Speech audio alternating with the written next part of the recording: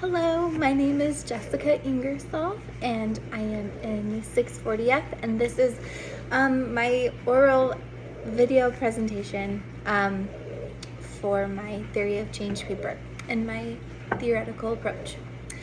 Anyway, to start, I've been taking a lot of time to think about what my personal theory of change is.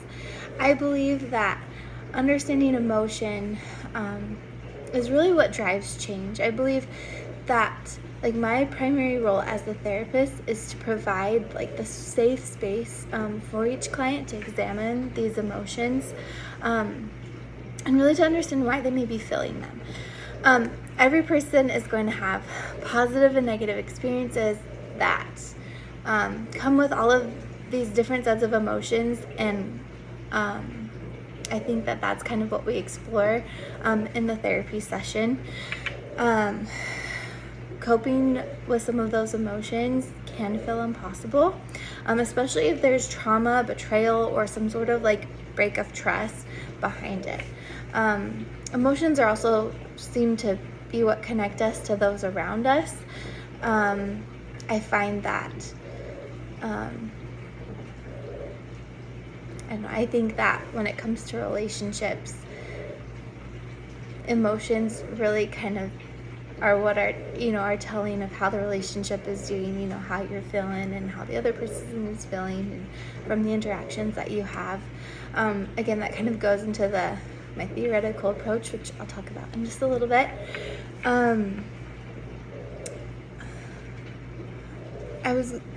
I wanted to continue to say that through the experiences that the two people have together, one can find even more emotions and therefore connections. The connections can be positive, but then there can be, connections that end up being negative, which then lead to disconnection. And the way that we interpret those emotions is kind of what affects how we react to them and interact with all of the different people that are around us. Another important part is I believe that emotions come from how we interact with ourselves. Are we feeling connected to ourselves or disconnected? And the connection or disconnection is going to be driven by how all of one's inner experiences are interacting with each other. And again, as a therapist, your goal is to kind of dive into this with the client, again, in a safe place where they feel comfortable, kind of getting into some of those inner experiences that are normally uncomfortable for them to talk about. And all in all, emotions provide the therapist with a sort of map. This map can show the therapist how to evoke difficult emotions like shame or fear, and have it come up in this session.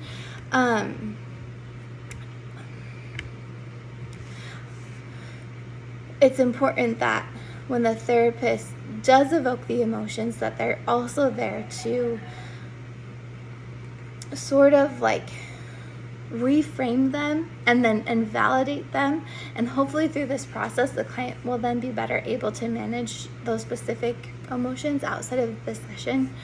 My therapeutic choice that I believe does a great job in helping someone change is emotional focus therapy. And I think it's great not only for couples, which is kind of what it was originally created for, but for individuals and families. And I'm learning more about the individual approach as I go. And regarding the individual side, I love what Sue Johnson had said.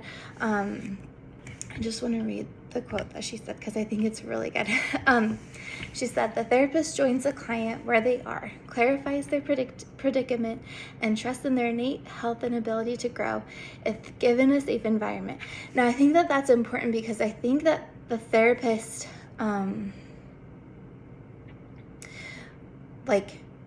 has to be able to trust the client in this process, that that they will actually try to understand, what is going on. And that they'll follow the therapist through this. I don't know if that makes sense. Anyway, she continues to say that the therapist guides the client in confronting blocks to growth, such as the terror of rejection, which drives shutdown in relationships and keeps clients perpetually lonely as their terror increases. Yeah, I think that's one of the hardest things to do as a therapist, is to confront some of those blocks and, talk to the client about it and how they feel about it. And do they really feel like it's a block? But again, it's just the process. One of the biggest reasons I love EFT is because of its focus on attachment theory. Most of the couples I've worked with honestly have some sort of,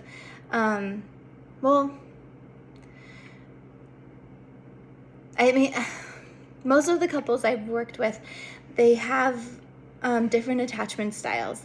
And it seems like a lot of the time there's the avoidant attachment style, anxious attachment style, anxious avoidant, I guess that's kind of both, but, and then the disorganized and emotional focus therapy really has the therapist, dive into like, well, what was your childhood like when you grew up? How did you feel in that relationship with your parents? And I think the attachment theory kind of gives you a guide of how to talk about that. And then maybe it connects to how their relationship is right now, whether you're working with a couple or with a client. It's just, I don't know, I just think it can be really helpful. I also wanted to mention that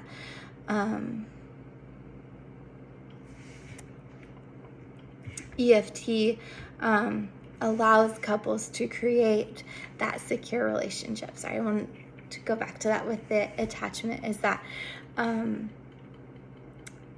with EFT, like, that's how you can create that sense of trust again in the couple. I'm talking, I should say, like, one partner's talking to the other and they're sharing something like really vulnerable where normally they feel unsafe doing it, but through couples counseling, like, they both learn how to, like, when one person's talking, the person receiving, like, takes it and is supportive and validates them, and it becomes a safe place where now when they do struggle again, they'll turn towards each other instead of away from each other.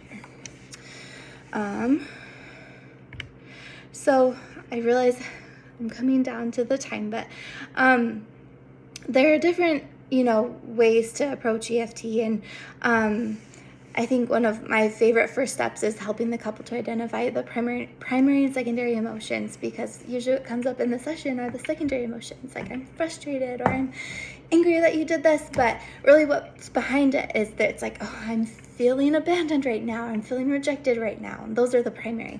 So it's identifying those. It's also important for the couple to kind of figure out what their negative interaction pattern is, and the therapist will help them identify that. Let's see. Another important step is,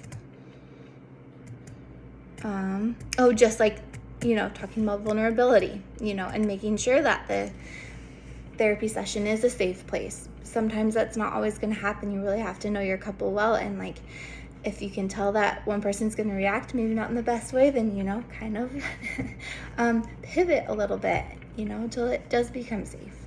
One thing I want to mention really fast is I have been able to work with clients of all different, belief systems than me, different backgrounds than me, cultures, religions, just everything. And honestly, it's been so eye-opening, and I've been so grateful for the opportunity to just work with them where they are and within their personal belief system. I think that EFT is great for anyone, and anyone who is,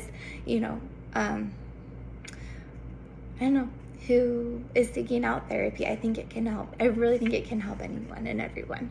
And I can't wait to learn more about it. I hope that I'll be able to do an EFT externship soon and eventually get certified in EFT. I really love it, and I have so much more to learn about it. But I have been able to practice it a lot with my clients, and in the best way that I can. And I have found it to be honestly successful. So anyway, yeah, that's my presentation. Thank you.